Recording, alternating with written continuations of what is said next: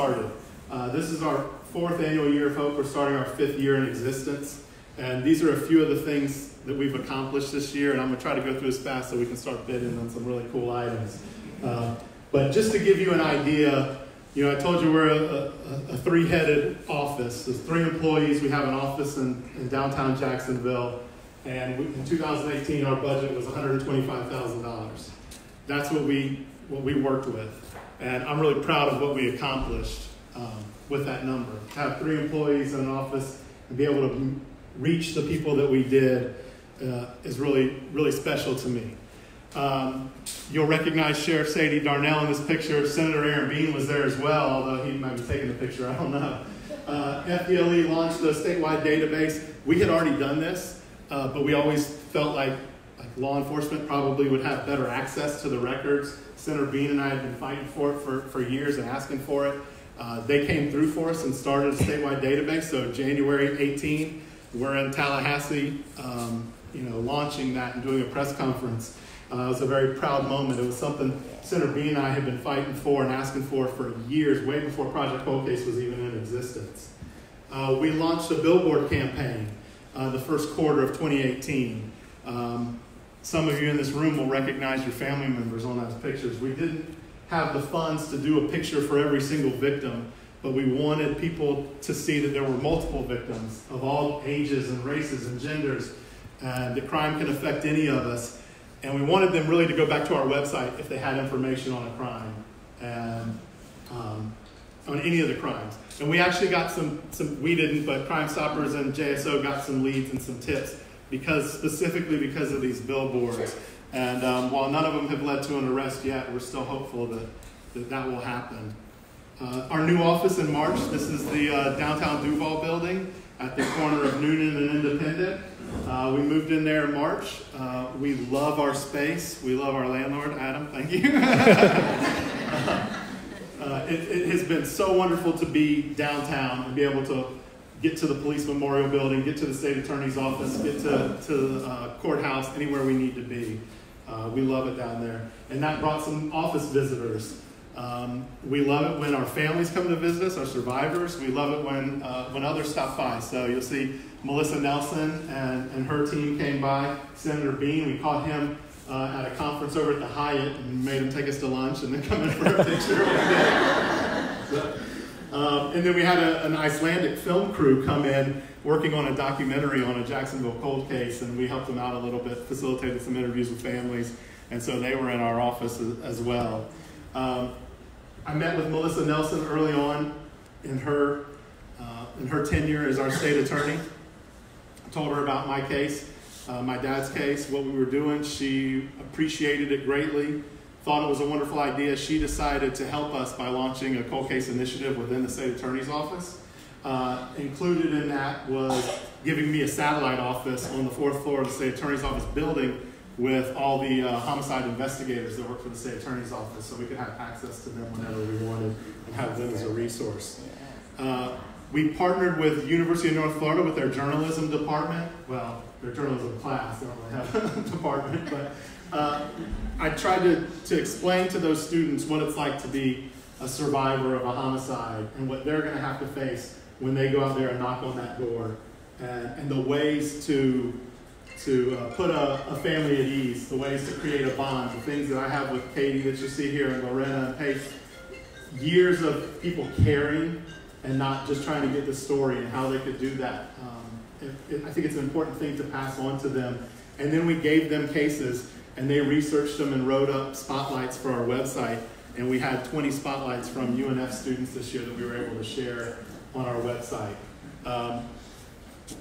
We've teamed up with Action News and Katie at First Coast News, and we've put out 20+ cold case spotlights on TV this year. Families that didn't have awareness, the cases that were not being talked about in the public eye, families that felt like their loved ones were forgotten. They're not forgotten. And now we have the means to prove that to them and to share their loved one's story. Some of those families are sitting here today that just had cases done recently. We've got some new ones coming in February as well. So we allow families to submit cases to us. and law enforcement. And we had over 200 new submissions this past year of new victims, new families that we've added to these banners. We have about 2/3 of another banner already filled in. And as soon as that one's done, we'll print it out as well. I was appointed to the Cold Case Advisory Commission. Sheriff Sadie Darnell from the Alachua County Sheriff's Office, who's here with us today, is the chair of that. And thank you so much, Sheriff, for coming up here. Sheriff Darnell has always put victims first, and I know that because I know people that have known her for a long time. and it's a natural fit. And with her leadership, we're really able to start making a difference in the state of Florida with cold cases. And that is a large part thanks to Senator Bean as well, who fought really hard to make sure that I had a seat at that table, because there weren't any citizens, advocates, or survivors at that table. So now there are, and that's looking to expand. So we had 3 meetings this past year, St. Johns County, Pasco County, and Alachua County, and we're meeting next month in Seminole County. So we go and review cold cases and talk about some of the issues that are being faced across the state with funding and other issues. Our cold case database, that one that I was telling you about that FDLE started, well, they're focused on the state of Florida, and we're focused on a much bigger picture. So at the beginning of the year, we had less than 2,000 cases in our database. Today, we have over 10,000 cases in our database.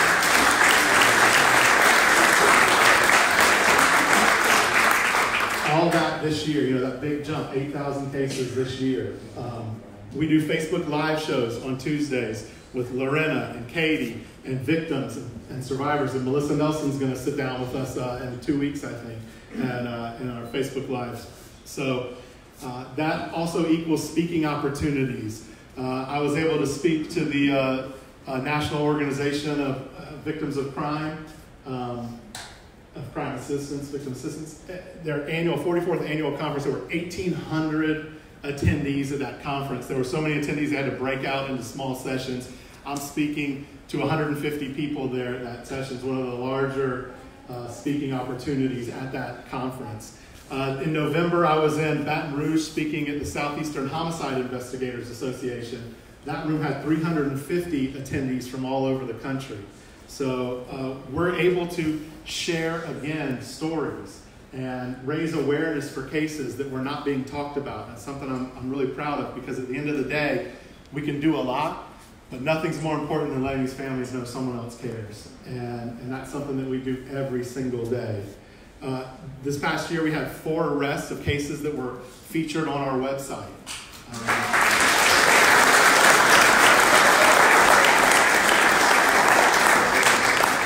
Again, that's not saying we investigated those and we made an arrest. We shared those cases and raised awareness for those victims and achieved an arrest.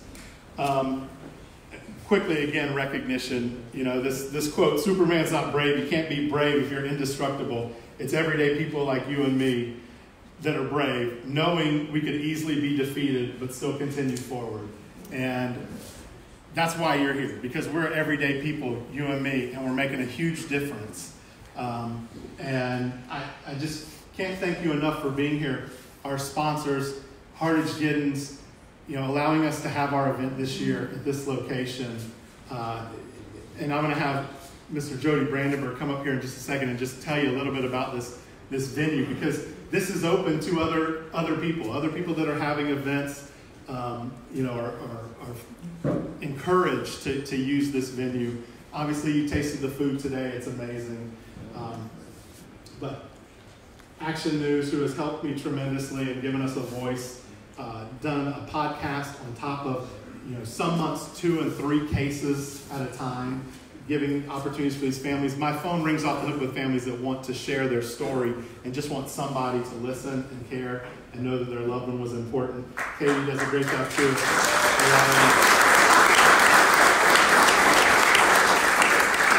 Colby's Honey and Equoto, sponsors of this event. That's why we're here. That's why we're able to do this and feed you. So thanks to all of them and all of our contributors. Jody, you don't mind coming up for just a second?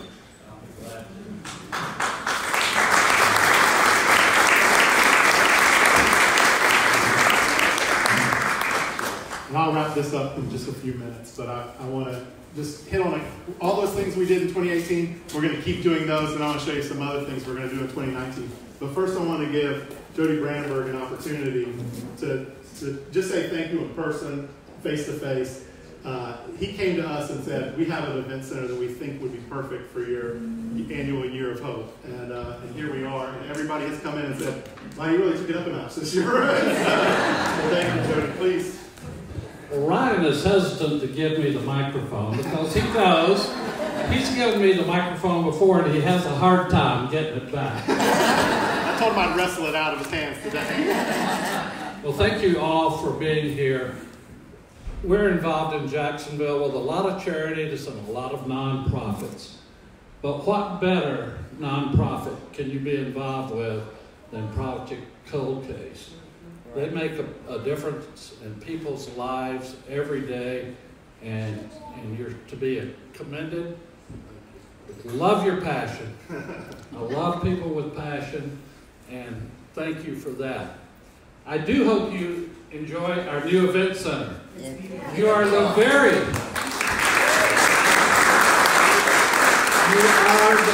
first group to use it. Brand new.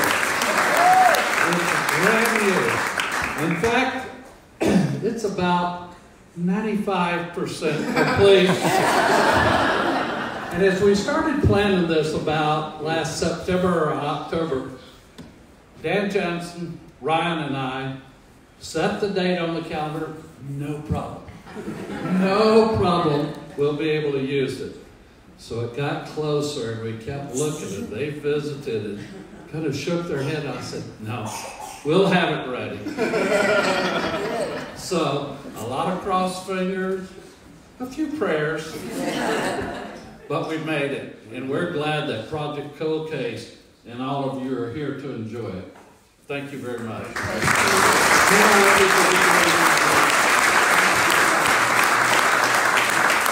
going to go through this real quick, but I have something else that I want Jody up here for. So just a couple things we're going to do this year. Hobie's Honey and General Store, who has stuff up for auction as a sponsor of this event, he's giving us our own product line of apple butter and strawberry rhubarb jam that we will be able to sell with 100% of the profits coming to us. So,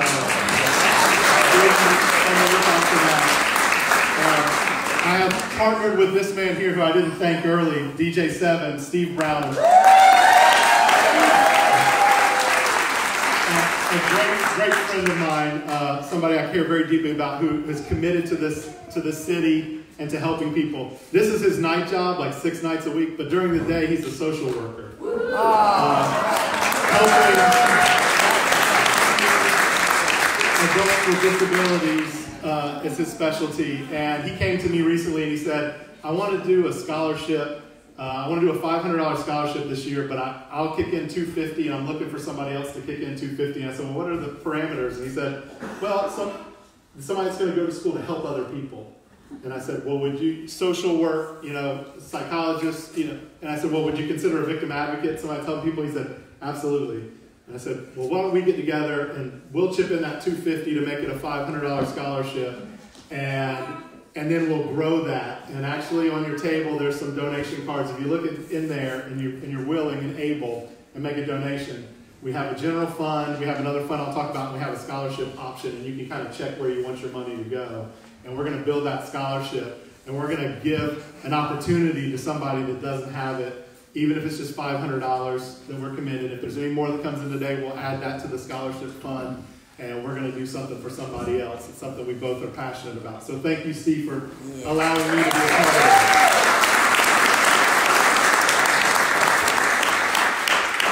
it. We've got an opportunity to potentially expand into Texas. We have a connection with the Texas Rangers, and a Texas Ranger who does cold case investigations his wife is looking for a job. And so she may become our first part-time employee outside of Florida, and we'll have the in with the Texas Rangers. That's the thing we're trying to get off the ground this year. So that would be huge as well. To help, we can only do so much from Florida. We do offer services other places. We've started a cold case resource fund. we would go to these agencies and we kept getting the same response over and over. We have all these unsolved cases. We don't have the funds to travel, the smaller agencies especially. We don't have the funds to do genetic genealogy, to do private lab testing. There's a lot of reasons why a case can remain cold, but funding should never be one of them. So we're going to create a cold case resource fund. We have created a cold case resource fund that will allow law enforcement to contact us directly. We've already worked out deals with DNA Labs International and Parabon, where they're going to give any law enforcement agency that comes through us a discounted rate for their services, and we'll be able to provide yet another opportunity to solve cases. So,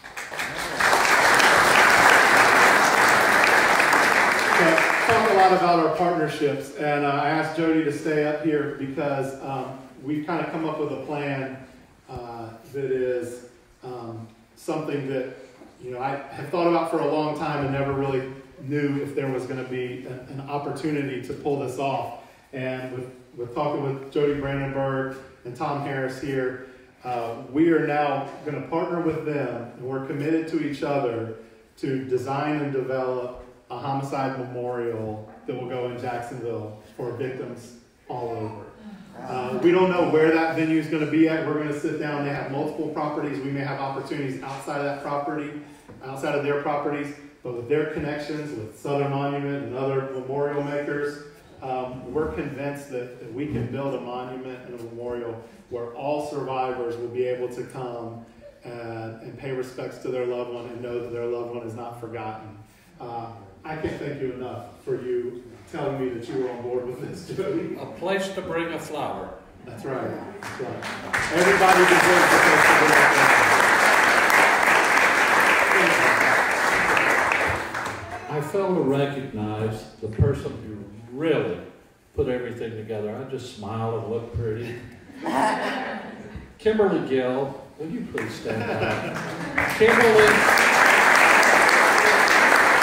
is our Community Services Director, and she'll be in charge of the event center, setting up events, seminars, and things of that nature. And of course, Matt Tucci, our leader, our market director, Matt Tucci. And one more. I have a hard time saying this. Jan Brandenburg. The love of my life. The one and only. Thank you. Thank you all, Kimberly and Matt. We really appreciate it. All right. So we've never handed out awards. It seems that sometimes awards are just given out, and they're not always thought through, and sometimes they're kind of cheap and cheesy, so we've never really done that. And it's something that I've always wanted to do, and it's kind of bothered me. And I thought, there are a couple of people, and there's a lot of people that put us where we are today, but there are a couple of people that have been here from the beginning or done something just unbelievable that got us here. And if I could just have Dan Moore, if you could come up here for a second, and if Aaron Bean could come up here for a second, and then I'm going to hand it to Aaron and let him take over on the live auction. But this year we made an award, and we called this award the Foundation of Hope Award, because we're building something, and there's a foundation there. And Senator Bean has been doing this since before we were an organization. He's auctioned for us every single year. He's fought for us in Tallahassee. He's donated his time, his money, and he has been a constant friend and supporter. And that's a little better than a piece of plastic. So. We'll get pictures afterwards. Afterwards. We'll get pictures after this. Okay. All right, good. Dan Moore came into our lives last year at the event. And we had never had a benefactor that took care of us on a monthly basis and made a commitment to us. And Dan Moore did that this year. And he put us in a position that we could move into that office in downtown Duval, and that we had a little flexibility with our funding and the people that we could reach. And Dan, I can't thank you enough, but I hope this brick